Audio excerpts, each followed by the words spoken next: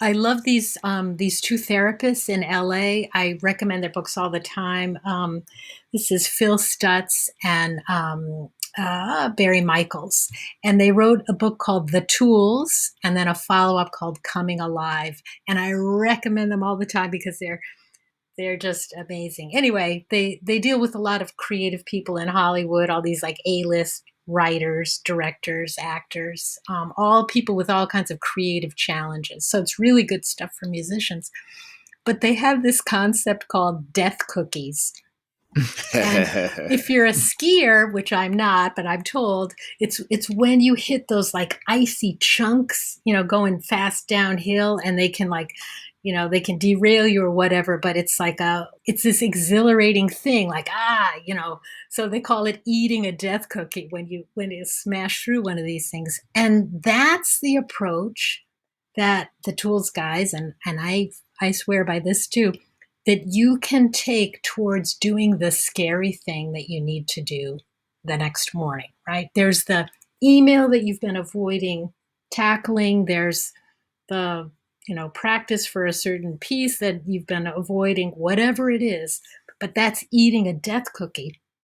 When you know for sure, this is the one thing that I have been avoiding. It's the one thing that really needs to be done for me to move forward on this. And God damn it, I'm going to do it. So that's that feeling. Like, I just love it at the end of the day when I'm thinking over the day and I said, maybe a bunch of things went like crap, but I ate that death cookie.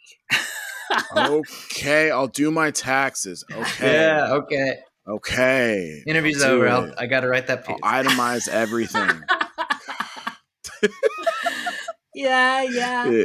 I It's true. want the recipe for those death cookies. So. Okay. I'll send it to you. Yeah. I'll send you a Notion page. Sounds good. So, Drew, what got you so fascinated with money as a thing that you were really gonna, the death cookie that you really wanted to eat? That's such a wonderful question. Thank you for asking me. One of my goals in life, ever since I went to my undergraduate studies, was to be an entrepreneurial musician that got to do a lot of different types of things, but didn't have to supplicate for donors for Yeah. money. Yeah. I noticed that the program director of my undergrad often spent time away from his instrument, away from his family, off courting donors to pay for the school, was off arguing with, the board to keep accreditation by changing the curriculum and adding business and entrepreneurship to the conservatory model and making sure that our degrees meant something, because there's so much pushback. I didn't want to have to deal with all the red tape. And I realized I had to be my own donor. So if I'm going to be my own donor, how do systems like the university system work? How do their endowments work? How come they make us pay all this money, but their money is making money? How do I do that for me? What is money? Is money real? Oh, it's not real. Money's fake. Wait, it's infinitely abundant then? That means I can have access to it. Whereas growing up, I had learned that it was scarce and you had to fight and you had to steal and cheat just to get a little bit of it. That's not true. Oh, I can create value and can create money so I can take care of a family one day. So those sorts of things were going through my mind as I was graduating. And so when the pandemic kicked in, I was like, oh, I have no work. This is real.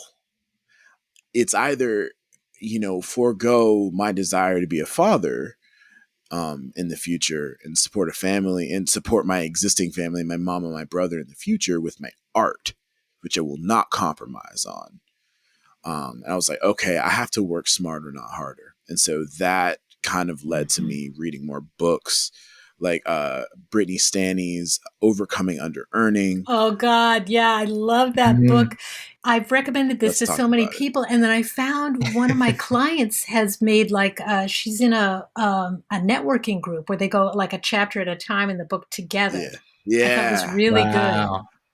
My there were two books that my business coach recommended to me at Please. one point at the same time. So it was Mm. Barbara Stanley's Overcoming Under Barbara. Earning, and the other book was um, what is his name? Robert Holden's um, Unlovability. And Interesting. I've never and heard of I this. thought I thought to myself, unlovability. I said, ew, I don't want to read this book. But the thing is, overcoming under earning is about feeling unworthy. And that's what the Mm. unlovability book is also about. And it was like this 1-2 punch to the gut, you know?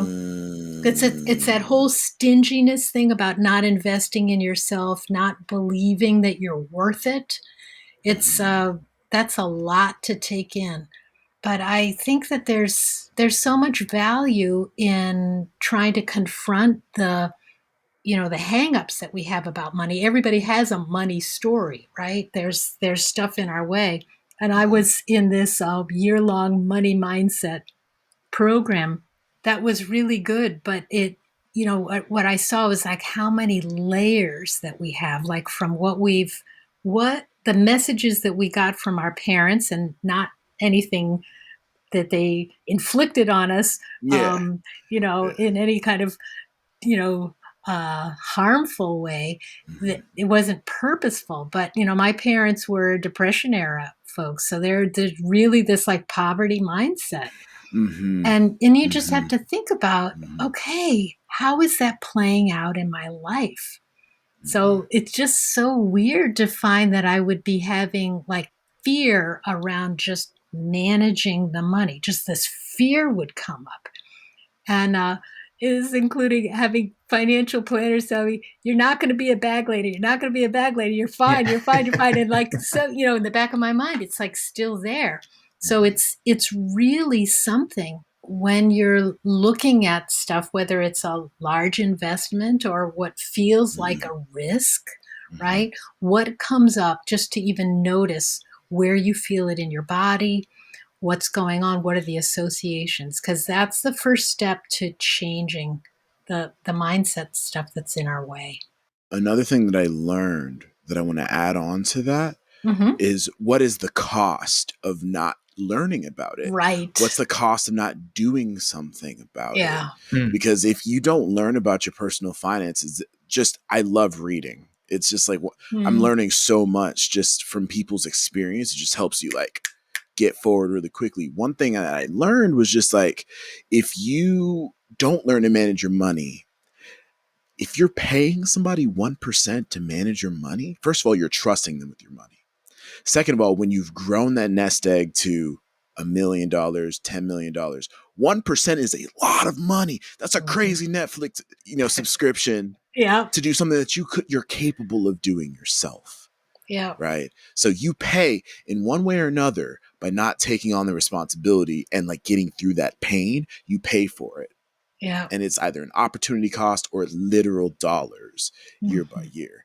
And so that kind of like helped me assuage my fears of like getting through it. And I'm Yeah. so glad I'm moving through it. So I Yeah. appreciate you asking me that question. Oh yeah. Yeah. Yeah. So Trevor, I want to ask you, in terms of things that you're tackling next, what is on like your project list, or what's the death cookie that you're Mm, dealing with? Ooh, good. I I I want I to know. remember when we finished up at the power group, I had talked about one of the nice realizations was that I had been kind of avoiding doing, I wouldn't say non-musical things, but this interest and the acceptance of doing things like this podcast and not Mm-hmm. being just composer first, gotta write music, everything else is there to feed into still leading first with composition or, the artist life or whatever.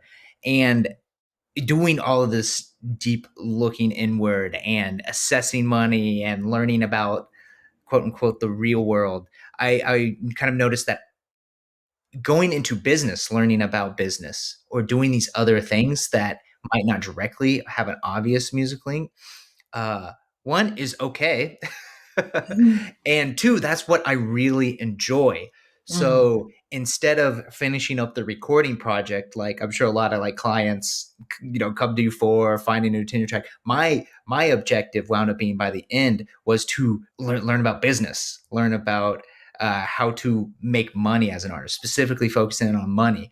And mhm, you helped us change the business name. It got Concertize, and like mm. now, fast forward one Hmm. year, Drew is playing gigs for Concertize. Yay! Producer Daniel's playing gigs. It's paying money. It's not making me much yet, or at all, but I'm been able to make a lot of other people lots of money, and it feels good. And I kind of feel Mm, that it's aha. We conquered this very weird thing. We went through tons of challenges, but we didn't let it deter us from the main goal.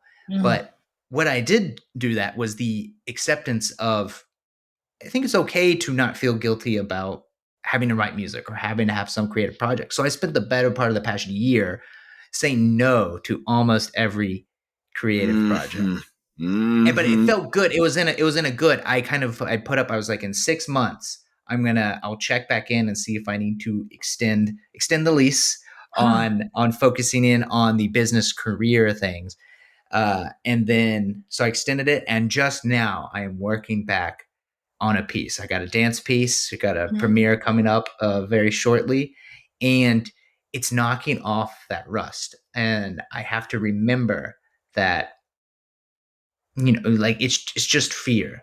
It's just yeah, fear. Like, why procrastinating? Like, you used to do this, and then all the little demons are like, yep, oh, everyone will think it's weird, and but the day keeps getting closer, and it won't be the best. It's all the standard yeah, procrastination things of like, what will people think? And then, but they don't. They're not. No one's thinking that. Like, they're yeah, they're just happy to be there, and so it's kind of funny returning after all this kind of accomplishment and still dealing with the same little practices. So it was even funny in preparation for this pod, and like now that I'm back in creative mode, scraping the rust off, blowing off the dust, because it's like, hey, let's get back in this.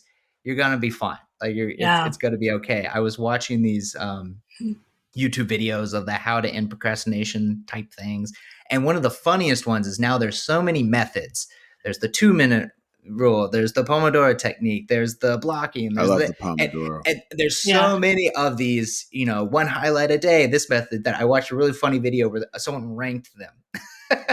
And so he pulls up like the chart, and how to like a tier list. And he says, for me, this is my tier list. He's like, color code in the calendar, that's a C tier. But this one, blocking, that's an S tier. That's the top tier. And so it was really funny sitting here Wow. listening to all these kind of methods that we can go, these ways to get around this fear of just jumping in and doing the work. And Yeah. so I Huh. been reading all of these, but and like enacting things here and there. But it was kind of funny to think about that, even from like the mentorship view of like someone looking at it and say, "Hey, like these are the methods. Here's kind of like, figure out which ones work for you. They're not all going to work for you.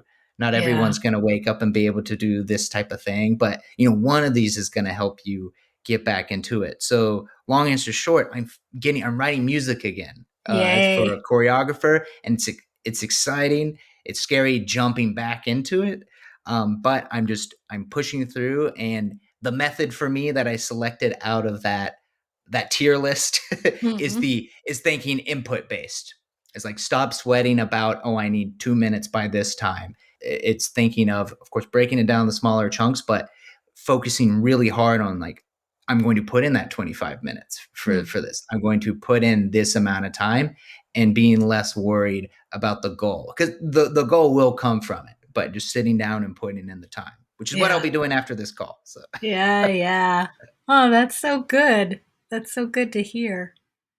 I mean, it's not comforting to realize, yeah, no matter when you come back to it, the fear is always going to be there. But on the other hand, it's consistent. It's like, okay, I know yeah, the deal. You know,